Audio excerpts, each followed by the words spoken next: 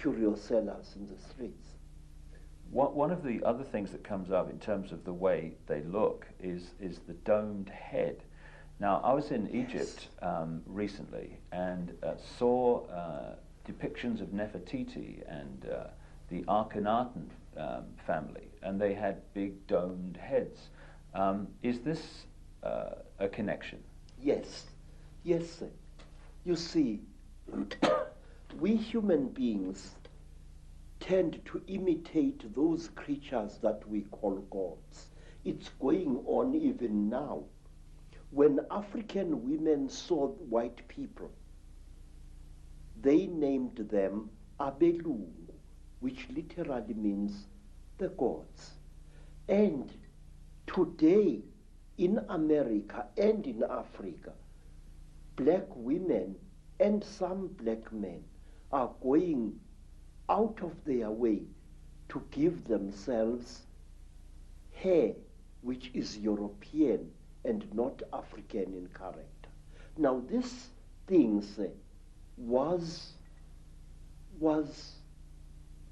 it dates back thousands of years. First of all,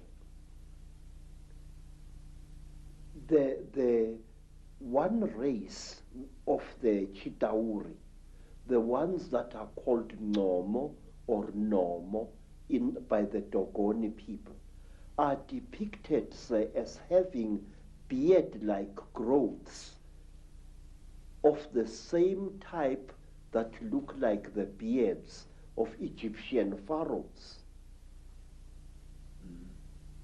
They are shown having, it is said that when a Chitauri gets very old, after tens of thousands of years, he or she develops a bone-like growth under the chin which twists around like the horn of that kind of fish-like creature I saw in Europe in a picture called a narwhal. And this thing curls up this way. Now, Egyptian pharaohs used to wear beards like that. And some African kings wore beards like that, real beards or even false beards made out of ivory or out of the tusk of a warthog. And there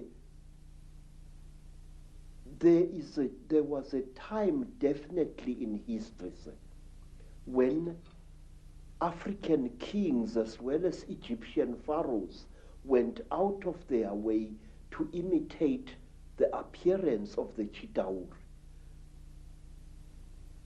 Queens like Nefertiti had their faces misrepresented by the court painters.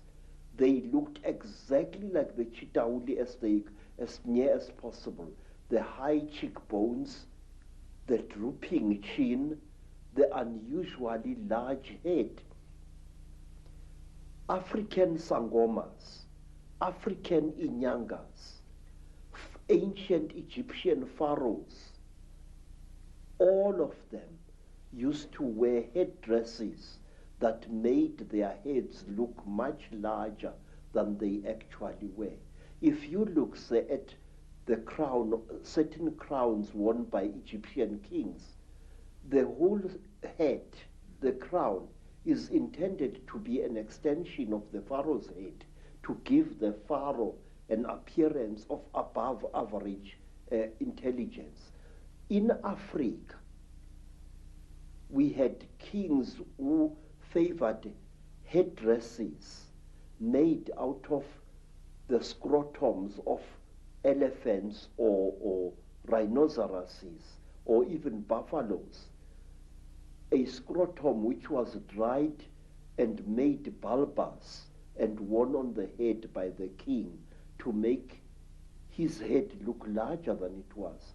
And lastly, in ancient Greece, at the time when Greece reached the great heights in its culture and civilization, the great ruler Pericles used to wear a special soldier's helmet with a bulbous skull helmet which made his head look much bigger than it really was. Do they still do that today? Are there still African traditions that do that today? Yes, very much so. And in America, some Native American shamans used to wear a special hat made out of the head and the horns of a buffalo, which also made the man's head look bigger than it is. Say, popes, the Pope in Rome wears a hat which is intended to show him as having a brain bigger than average. That crown which has got three crowns, one on top of the other one. And now, bishops, especially in the Greek Orthodox Church, they wear crowns like that. And the Tsar of Russia, one of the Tsars, wore a bulbous crown which was in two sections, which made his head bigger than it really was. And in Persia, in Iran, some ayatollahs wear a turban whose effect is to make the man's head look bigger than it is. So does a Sikh. And so, for that matter, do the ancient priests of Israel. They also wore an onion-shaped headdress whose impression was to give him a far and above size head. Aren't there also traditions in which they manipulate children's heads as they're growing so that they become more stone-like? Yeah. During my travels in Africa, I came across an amazing people whom you must visit. They are called the Mangbetu people, and they live near Lake Rudolph in Central Africa. They are a beautiful, aristocratic people. And what they don't know about the universe is just not worth knowing. The Mangbetu people believe that an elongated skull with a flattened forehead pleases the gods. They flatten the skulls of their children, causing constant headaches to the child, even when the child has grown into adulthood. And I asked a beautiful Mangbetu woman, "Madam, why do you torture your children this way?" The woman, the wife of a senior chief, said to me, "Look, the gods want us to be like this."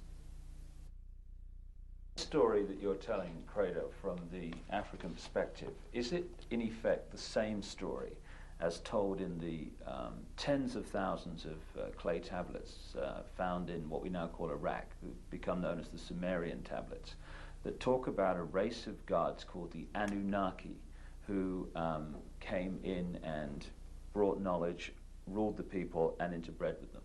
Yes. Do you say, therefore, that the Anunnaki in those stories that have increasingly, of course, been translated in a number of books, yes, they were reptilian, you say? Say, all I do know is this, that here in South Africa, amongst the Xhosa people, amongst the Zulu people, there are beings who are very revered even now, and they are called Amanuna or Amanono. Amanono is Zulu, Amanuna is Xhosa. Now these beings are godlike beings, we are told. They can change their faces. They can change their appearance. They can shapeshift. Yes, sir. They are shape shifters. A manuna, now if a Xhosa man has married a very beautiful wife, a wife whose face seems to change every day. He teases that wife by calling her his inuna, linuna lam. In other words, a shape shifter. Say, it is said that the people who are closest to the hearts of the Manuna gods are women. And why? Because the women give to the Manuna the power of, they worship the Manuna, the hero worship them, which explains why Nefertiti wanted herself to look like one of them, and her children too. She was actually hero worshipping these creatures, and the how you say, women say, are copycats, and I'm not being sexist when I say this. Women will copycat any being that they think is supreme. In Egypt also, you have the python-like headdresses, which are pretty obvious when you look at them, that the pharaohs were connected with. Yes, and the reptile has played an unusually strange part in the culture of all African tribes. For example, it is my suspicion that we black people of Southern Africa are going to be deprived of our nationhood in the very near future, and that we are going to be ruled by people of Uganda. But wait, what is the real meaning of the word Baganda? Baganda. And what is the creature that you see depicted on the walls of houses and on the roofs of houses of some of the greatest empires in Africa? It is the python. There was a golden python which was used as a decoration on the roof of the house in which the king of Benin, the Oba, lived. Zulu people revere the mamba, a very terrible snake. Zulu people revere other snakes as well. And in Venda, in the northern Transvaal, the Venda people regard the snake as well as the crocodile as sacred. And they, even today, their girls dance at initiation, a long, rather sinuous dance representing the movements of a python. And they call that dance the Domba dance. And Domba is the ancient name for a female python.